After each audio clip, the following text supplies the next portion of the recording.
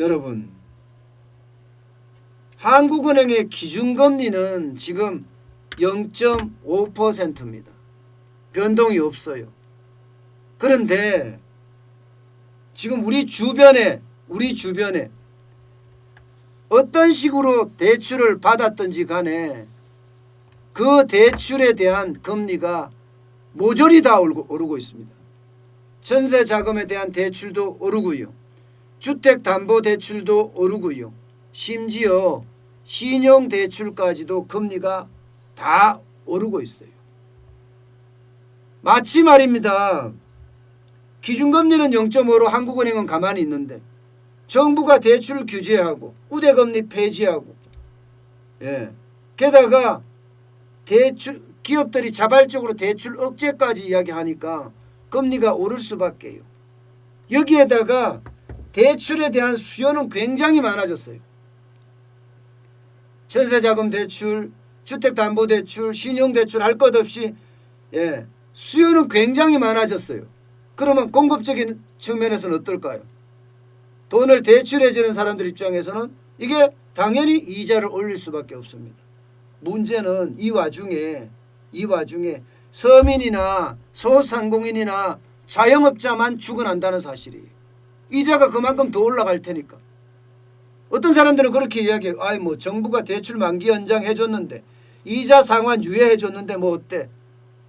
이게 아니라는 사실이에요. 왜냐하면요, 지금 또 돈을 빌리고 있거든요.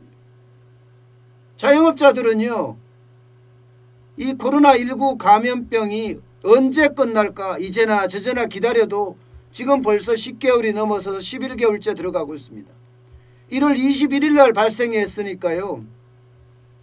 이대로 가면 1년이 넘어서면 그야말로 초죽음이 돼요. 여기에다가 장사가 돼야지 대출 만기 연장을 해줘도 지금 내가 살 수 있는데 대출 만기 연장해주고 이자 상환 유예해주면 뭐하냐고요. 지금 내가 장사를 해서 벌어서 교육비도 쓰고 생활비도 쓰고 이렇게 할 돈이 없는데 이 와중에 또 돈을 빌려야 된단 말이에요. 또 돈을 빌려야 됐을 때 그때 자금들이 다 올라가면 어떡하냐고.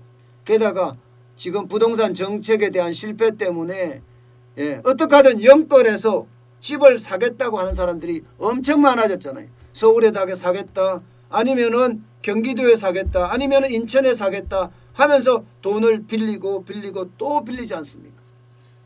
그 와중에 지금 전세 자금들이 지금 다 대출들이 다 올라가는 거예요. 보세요. 전세 자금 대출만 하더라도 2.42에서 2.50으로 0.08% 올랐습니다. 주택담보대출도 2.40에서 2.45로 0.05% 올랐습니다. 신용대출도 1.88에서 1.96까지 올랐습니다. 그러면 얼마나 올랐나요? 0.8 정도 올랐나요? 0.8? 여러분, 이 대출이 0.01, 0.05 이렇게 올랐다고 해서 아니 애게게 그거밖에 안 올랐는데 무슨 대출금리가 올라 이렇게 이야기하지만요. 이게 매달 오른다고 생각을 해보세요. 매달.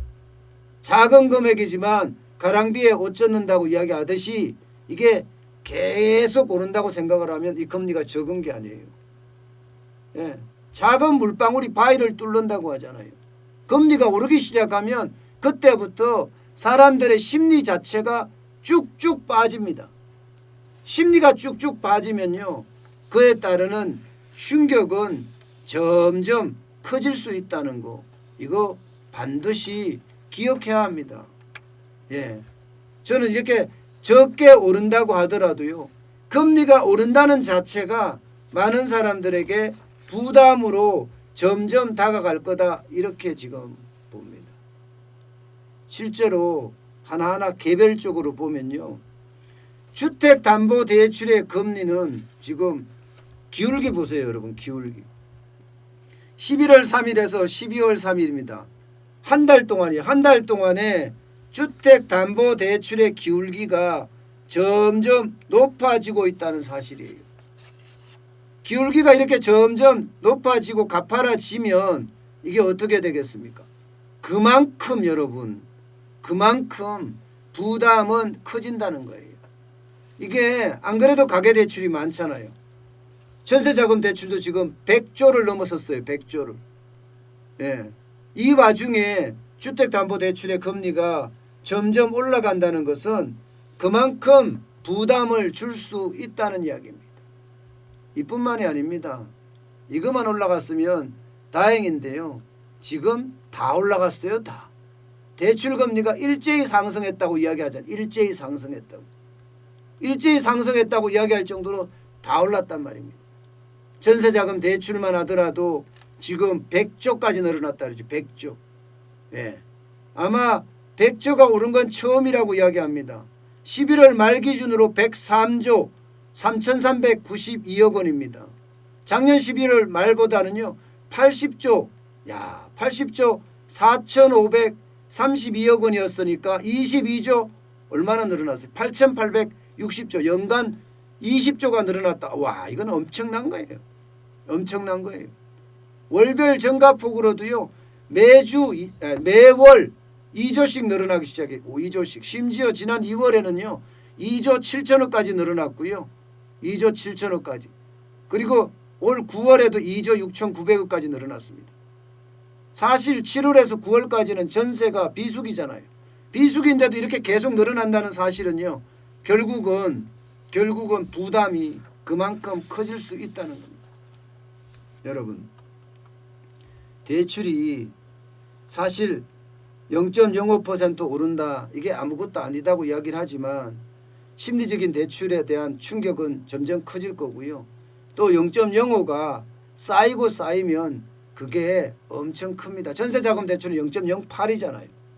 0.08이 되면 이게 점점 자영업자들이나 안 그래도 지금 어렵잖아. 지금이 경기가 잘 돌아갈 때야. 경기가 굉장히 빵빵 돌아갈 때면 전혀 문제가 없어요. 그런데 경기가 지금 잘 안 돌아가는 상태에서 금리까지도 이렇게 올라간다는 것은 결국은요. 자영업자들에게는 충격으로 다가올 수 있다. 서민들에게는 더 어려움으로 다가올 수 있다. 집을 담보로 대출을 받은 사람, 전세금을 대출을 받은 사람, 신용대출을 받은 사람 모두가 금리가 올라가는 데는 굉장히 민감하거든요. 그런데 그 민감도가 앞으로도 점점 커질 거라는 사실이에요. 앞으로도. 이게 정부 입장에서는 어쩌면 금리를 인상하고 싶은데 시중에 돈 풀어준 돈이 너무 많아서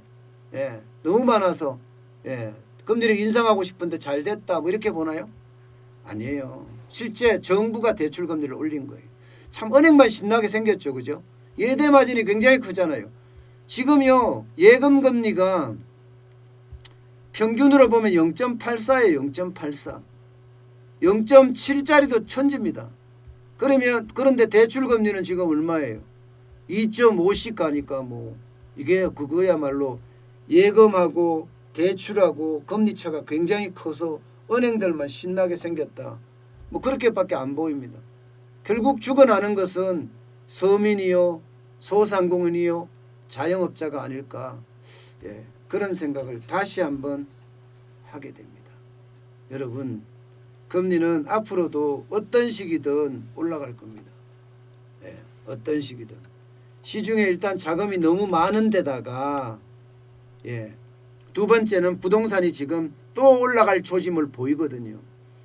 그렇게 되면 정부 입장에서는 부동산에 대한 대책 뭔가 마련하려고 들 거예요.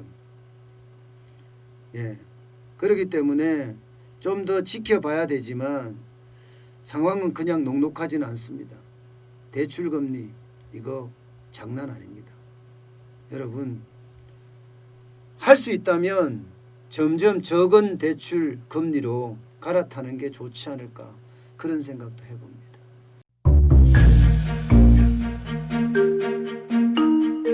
세종대왕과 샤넬 넘버 5 벤츠 자동차의 최고급 기종인 마이바흐의 공통점을 아시나요? 바로 침향입니다. 침향이란 동남아시아에서 자생하는 침향나무가 상처를 입었을 때 스스로를 보호하기 위해서 분비시키는 침향나무의 진액입니다. 진침향은 태국산 침향과 러시아산 녹용, 그리고 국산 홍삼, 복용, 또 산수유, 당귀, 숙지향, 꿀로 이루어진 치명환으로 만성 피로나 또 스트레스, 기력이 저하된 직장인분들, 또 수험생들, 연세 드신 어르신분들이 드시면 좋은 환입니다. 진치명 여러분들께 자신있게 권해드립니다.